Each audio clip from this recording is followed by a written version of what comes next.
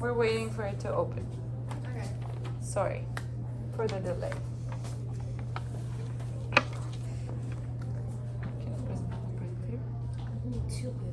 Put this one in. Yes, me. You sure is it No, it's still there. shorter? Hurt?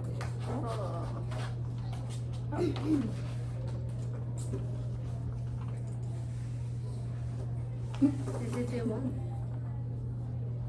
¿Cómo hago para...? Now, if it's PDF, you have to leave it like that and then just scroll. Oh, okay. Thank you. Should I introduce this? It's okay. Hello, everyone. We are Julia, Sara, Monse, and Jacqueline, and we're going to talk about hearing impairment and deafness in children.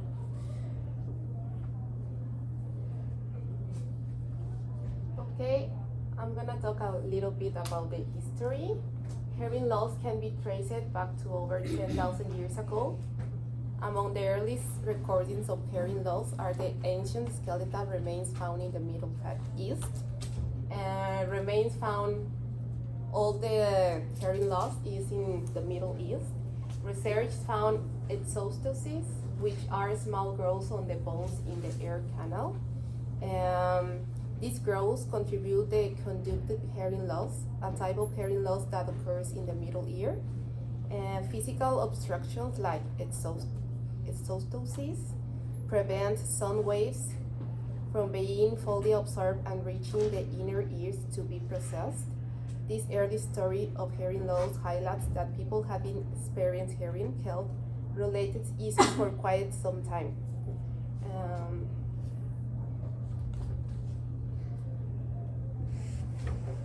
Is it this one? This one.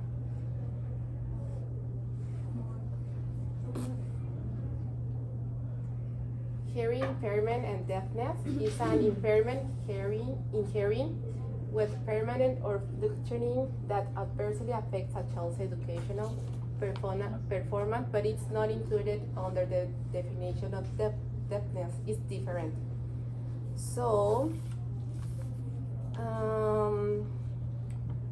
as a disability category is similar to the category of deafness, but it's not the same. A hearing loss above 90 decibels is generally considered deafness, which means that hearing loss below 90 decibels is classified as a hearing impairment. Hearing loss falls in 4 categories: conductive, sensorineural, mid-set, and central.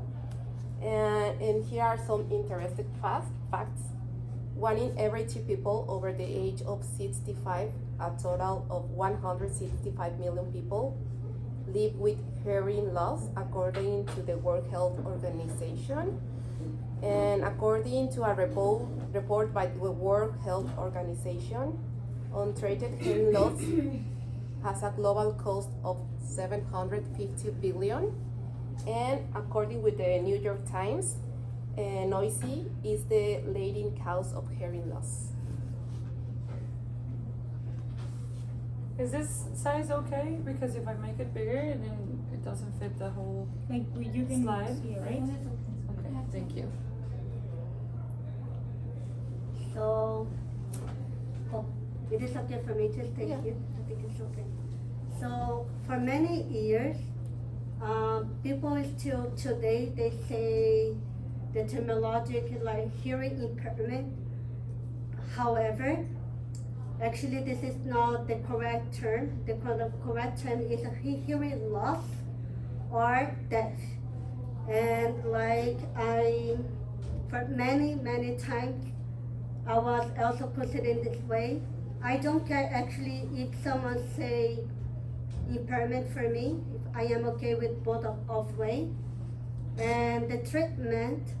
So we have not many types, but we have some. So we have as a treatment, we have hearing aid to help. We have cochlear implant. So they have a surgery to put the devices inside of the head. but this can be removed so that it's not like the child have to be all the time. And we also have surgeries. However, surgery is not always effective, at least not in my case or in my sister's case. I could have the surgery, but my doctor already said that even if I do, the probability for me to not hear it will be the same. And I was born deaf, and it's getting worse, and which will get worse, especially with age. When we start to grow up, I think it's normal for everyone. But in my case that I already have this deafness, it will just be worse. And I also brought some of my devices, and I will show. So this one that I have, this one actually I come from my doctor, and this made from my ear size. And this one I bought from Amazon because mine is broken, so I cannot wear it. But this one, because it's not from myself, so it's very difficult for me to use it and also to hear. And for many people think that because we wear devices like I do, many people think that we hear like 100%. And no, we don't usually hear even 20% of the conversation. So for me, it's very, very complicated to understand what everybody usually understands very quickly. For me, I have to ask many times. I think many people already saw me asking many times. And for many people, this is very annoying. And I'm so sorry for that, because I cannot change it. And I just try to make myself and for everybody to be better. But for myself, we're not gonna be better. And to talk about this today is very important, especially when we talk about sign language too. Because as for me, and I think for many deaf, if we don't have a second communication, a second way to talk, in the future it will be very difficult for us to live in society, because we cannot communicate, we cannot hear, and anyone can understand what our needs.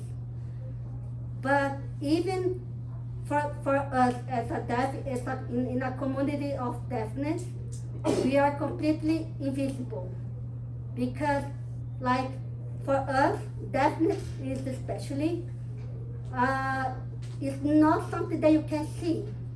So it's very difficult to understand a person when she cannot understand what you say, to understand how many degrees also she can understand or not. Or it just say, oh, might be distracted. It's something that I heard my whole life, that I was distracted, that I am dumb, because I used to ask, and I still do today. I ask many times all the time, because it's very, especially in a classroom, when everybody talks together, I cannot recognize their voices. So for me, it's very difficult for me when I have to hear the teacher and other people is talking, and make for us as a deaf very difficult to understand what's going on in the environment. And the sign language, unfortunately, is not everyone that knows. Unfortunately, it's not the language that people look for to help. And we can see that when we ask you for an interpreter, it's not everyone, and I don't know how many interpreters exist, because I don't know how many people are there to learn it and to help us. And the age of the risk of deafness usually is 12 to 35 years old. Why? Because it's the age that we are more exposed to noise, to music, loud music, This is the why this happened. But like in my case, I never in my life have had a fully hearing. So I can talk, but I couldn't talk before. I needed to have doctor to help me to talk. Because I usually, for me, at least for many people, I think the same. For me, I always repeat what I hear from others. But the thing is, because I don't fully hear, I always write in a wrong way or repeat it in a wrong way. And I do it until today. And this will not gonna change, unfortunately. Especially getting older, it's getting worse. It's already getting worse. My other side is getting worse too. And I hope in the future people can learn more sign language in the future to help everyone. To not for me or for every community, every deaf in my community, to not be more damaged in the future. Because I am not only the one, but we will have, of course, more other and other and other. And I hope in the future we have someone that can help us. It's what we need. And Julia, you. thank you. I also wanted to add, there are several types of hearing deficit or deafness. You can be born with it, you can develop it, you can grow into it. As Julia said, there are several treatments, like you can do surgery, the implants, depending on what caused it, it's the treatment that you're gonna get. One thing that I think it's important to mention, that for us working with children, there are children that can be born healthy, but then after a few days of being outside the womb, circumstances can happen that can make them deaf, including seizures, for example. If they experience seizures or encephalitis or some kind of diseases in the early stages of life, they can become deaf when they're adults. Not even at the moment, like when they're adults, they have more risks. Or have you seen how babies, when they get the bilirubins high, they get yellow? That's a pretty common thing on babies, on newborns. When they get yellow and they have to put them in the sun. Well, those particular babies have more risk of becoming deaf when they're older. So that's just something for you guys to know. Good? Something like Yes. Is there anything else you want to add? No, it's okay. Perfect. As we know, we have 11 body systems. Every human has them, right? So when people experience hearing or deafness, we can see the consequences on 7 of our all 11 body systems. Talking about the nervous system, we have an auditory nerve that runs our neural impulses to our brain. That's how we relate the sound to a meaning, right? Like, I don't know, when someone slams the door, you know, like it's probably they're mad or they're in a rush, or when you hear a car coming, you know, you have to be like aware. That's like when people suffer from this condition, they don't relate those things to the sound, right? Also, in the cardiovascular system, the inner ear is connected to where our blood flows. So, and whenever someone has heart problems or conditions, it's common to suffer from low blood flow. Sorry, and it can deteriorate the inner ear. That's how it's connected, the cardiovascular system. And our, which one is next? Oh, well, Okay, and the skeletal system, people when they are born, children, or when they get older, bone density can have a repercussion on the part, like, I don't know how to explain it. It's very hard, but the part of our skeletal system in our ear can be changed in density, so our cushioning motion can be damaged, right, in the skeletal, right, in the bone. Okay. Also, movement and coordination for our muscular system. We have acoustic inputs from the environment, and if we don't have that relation, like the acoustic, I forgot the word, but yeah, the relation that we do when we hear something, like I said before, when someone's coming to you, or a car, or like you just move instantly, right? It's part of The reflex. yeah, the reflex, yes, that we can see in the muscular system. Also, our lymphatic system is dilated.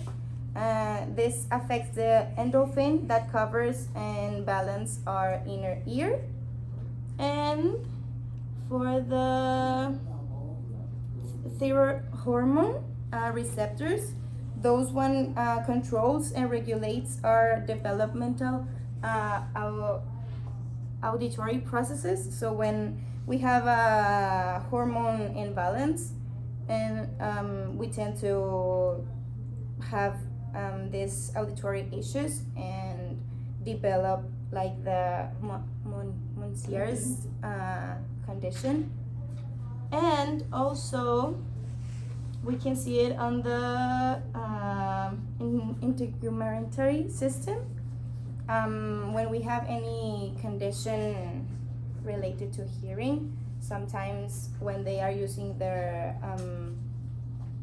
devices,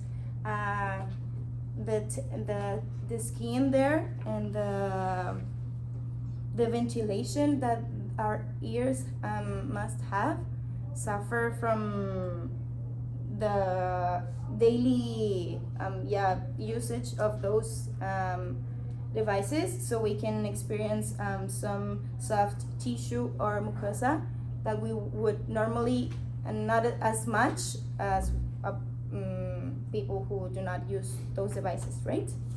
I think I mentioned everything, right? Okay, so and then I'm gonna also talk about I put this image so you can see. We have 3 sections of our ear: the inner ear, middle ear, and outer ear. Here it's where we can collect those soft tissue and mucosa. And also, this is the connection that we have in the nervous system in here.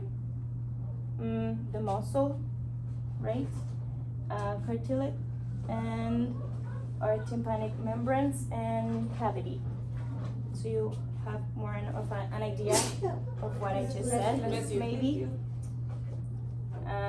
This is all the bone, right, that can suffer and experience bone density changes. So that can be why people have trouble hearing. Consequences for children. Children with this disability present a delay and deficit in the respiratory, articulatory, and phonatory aspect of speech.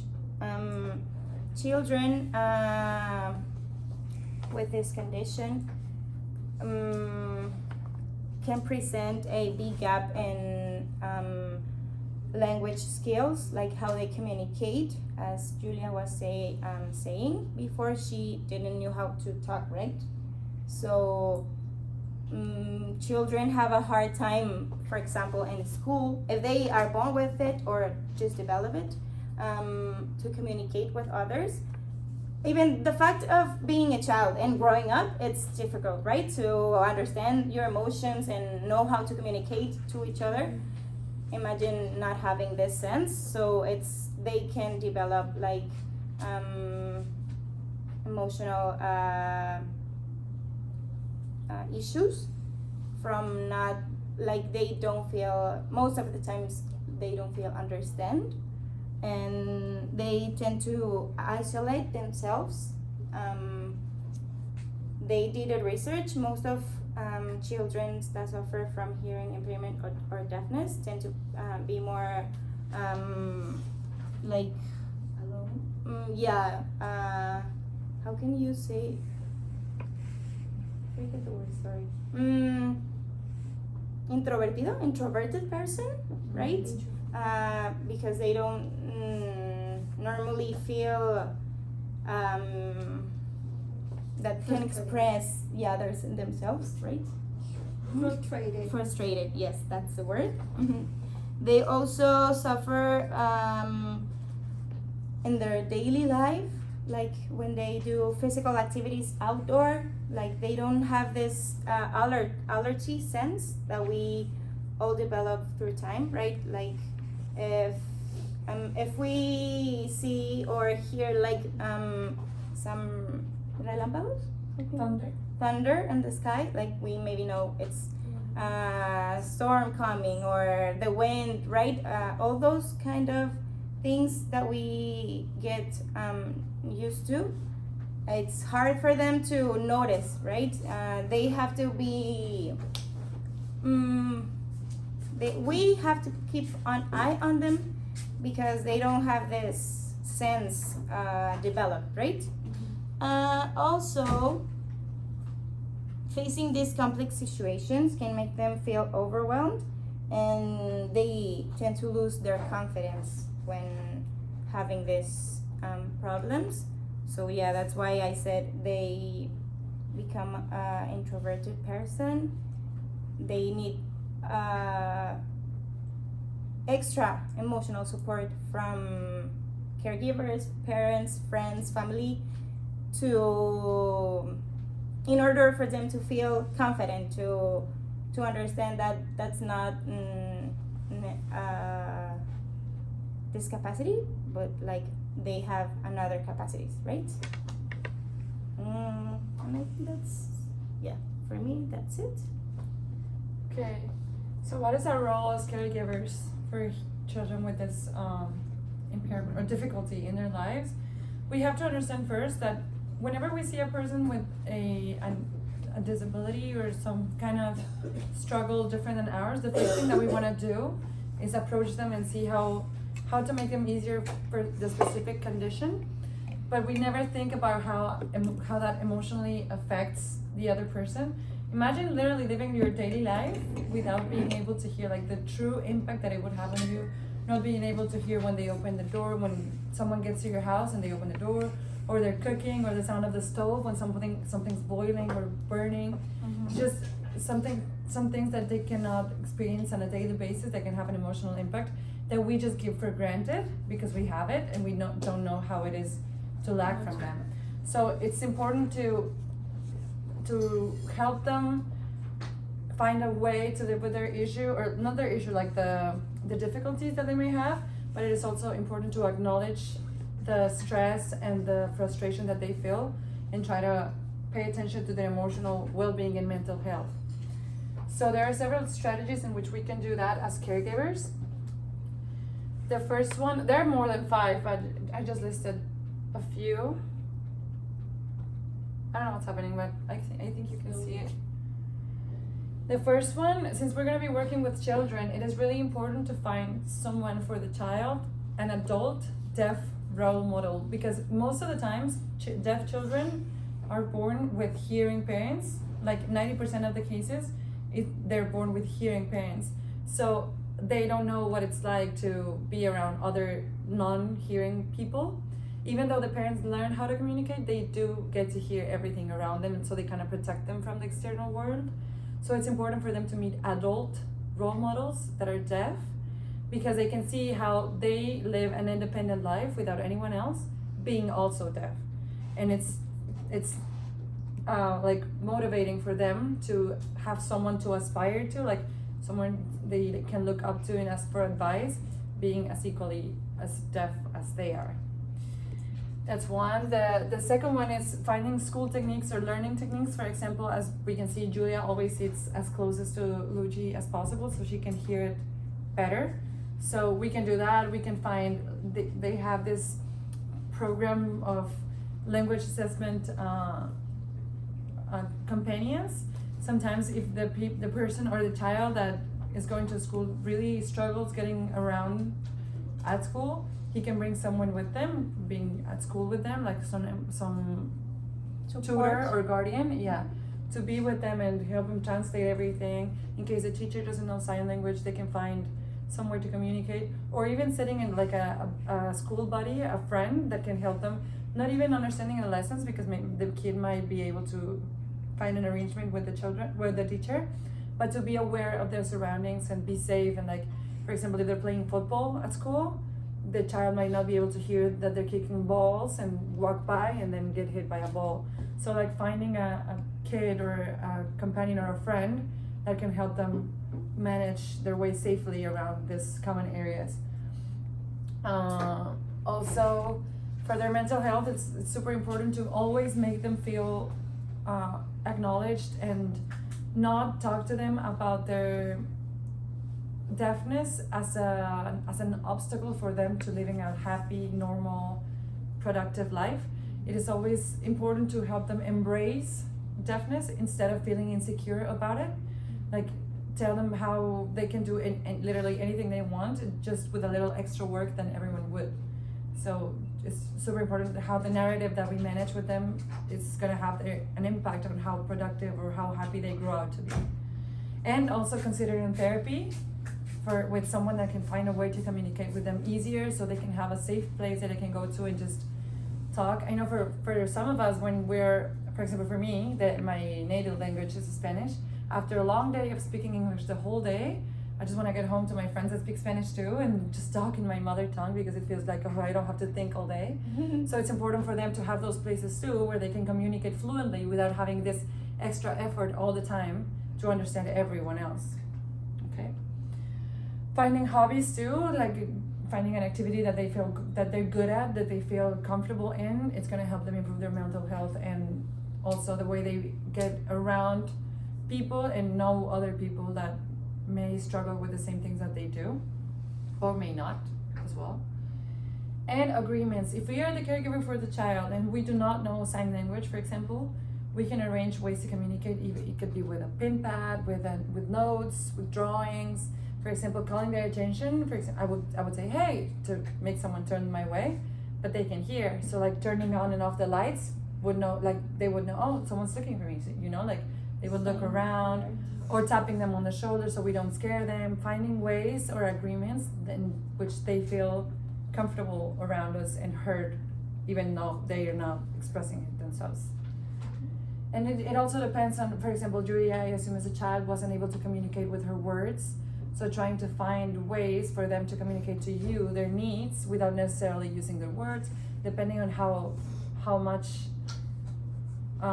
hear loss they have, or how much ability to communicate with their mouth they have to.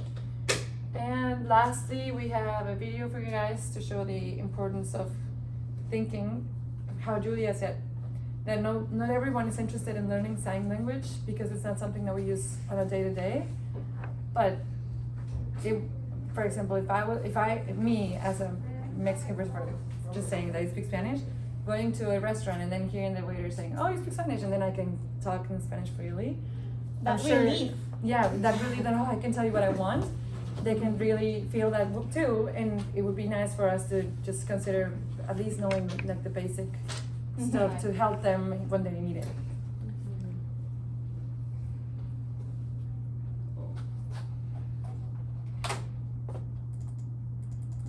Yeah, we need to do the video. Can we look it up? By the way, how long is the video? 2 minutes or a minute and a half, something like that. Are we out of time? No, we still have 2 minutes left. Ah.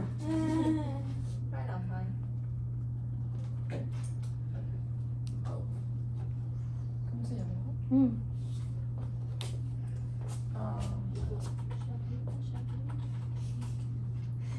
¿Cómo se llama? Pretty. Take it easier. What's going on today? Put 3G. Sorry? Put 3G animation. 3D animation?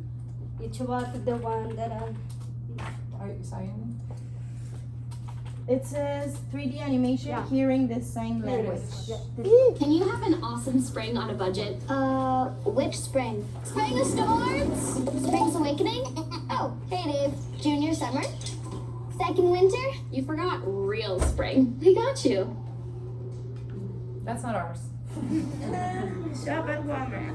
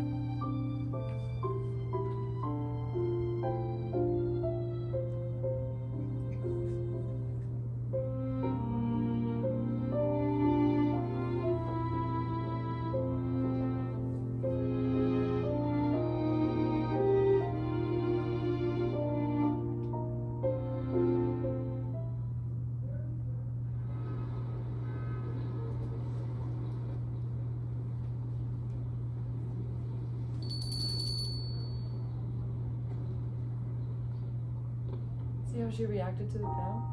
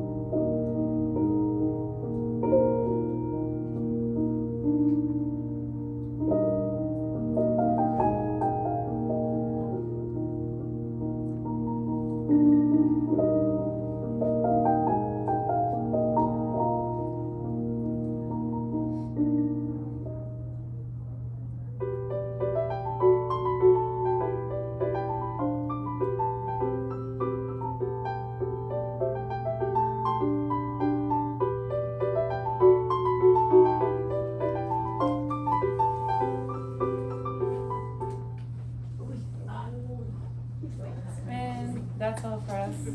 Thank you. Thank you. Okay, guys, any questions for this group? Do you guys know like how common it is like here in like Canada or like America, like the children be children like deafness?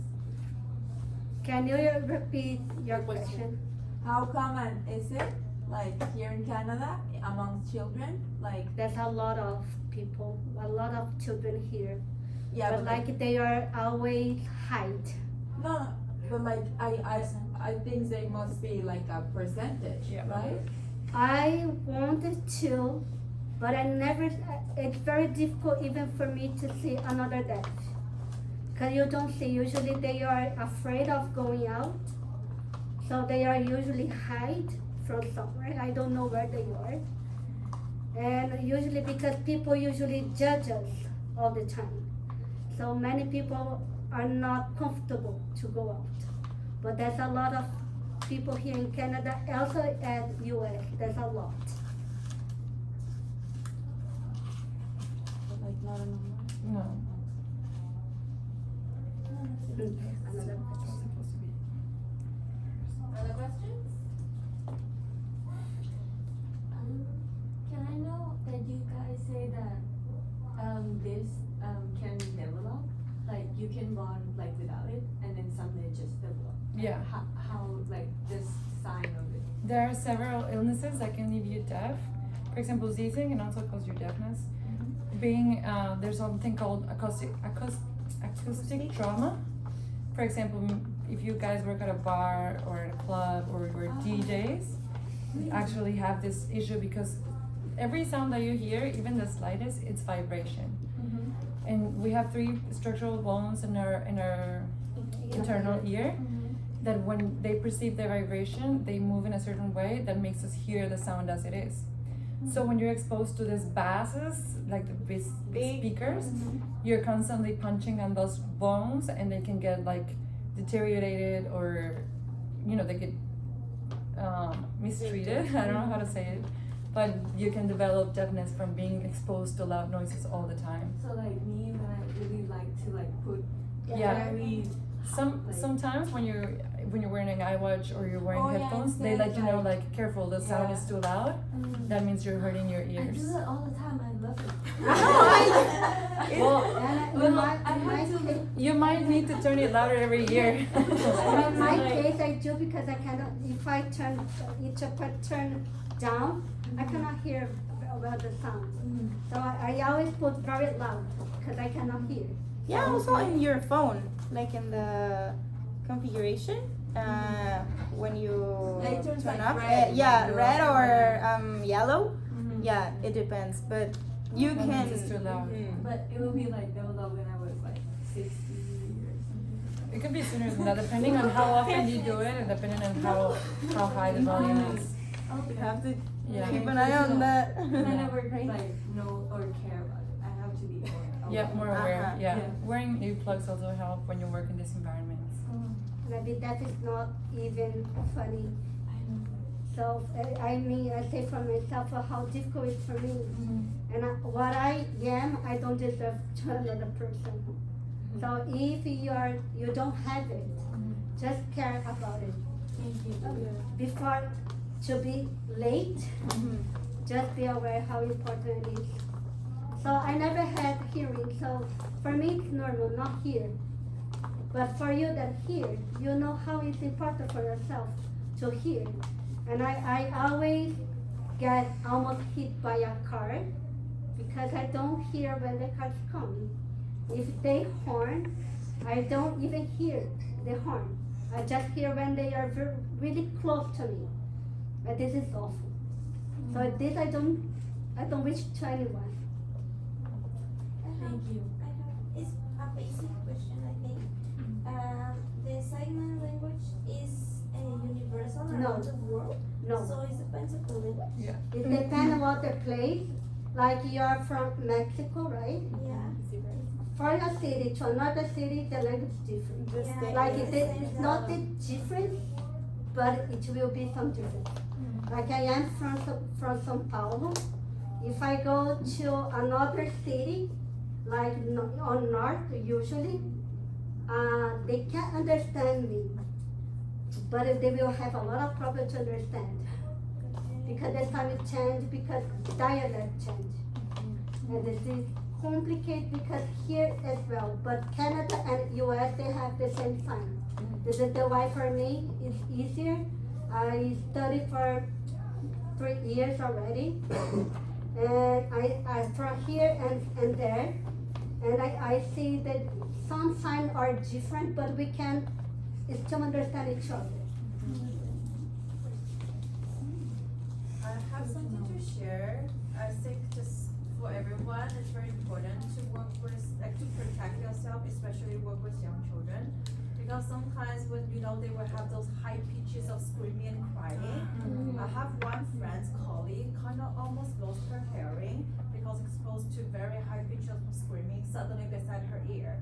But she was like kind of like 65, so she's old. But she was like exposed to that very, high pitches like screaming, and she like hurt her hearing very badly. So it's very important to protect yourself.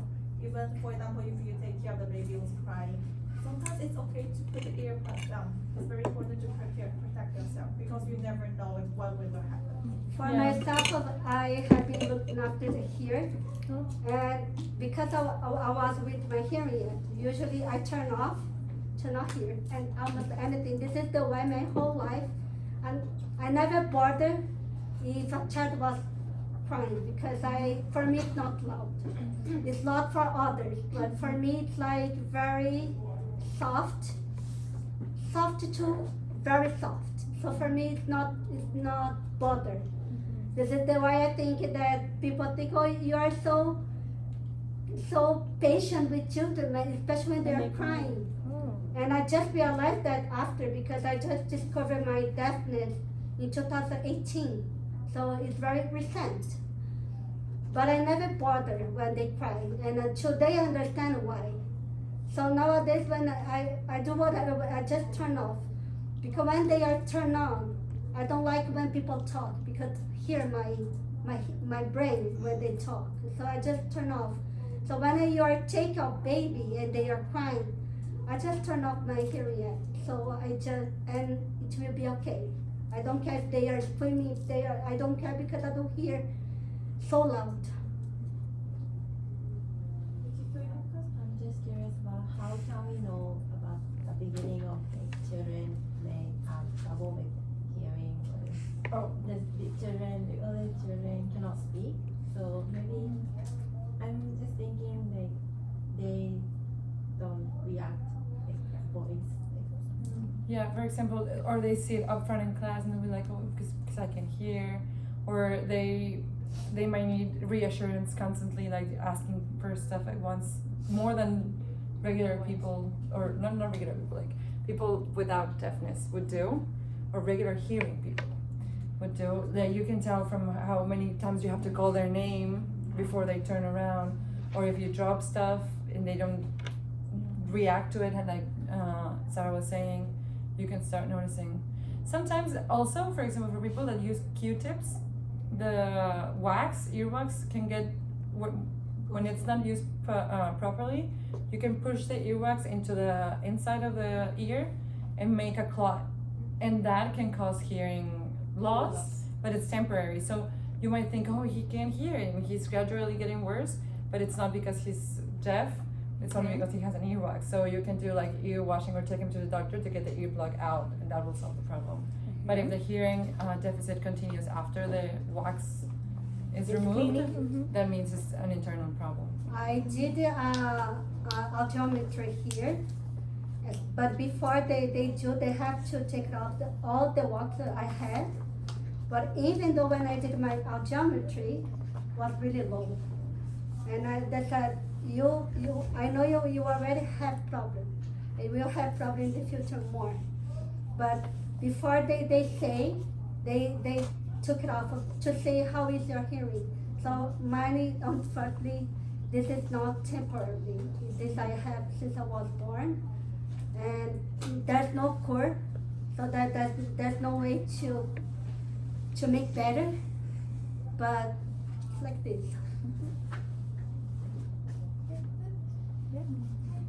Thank you. Thank you.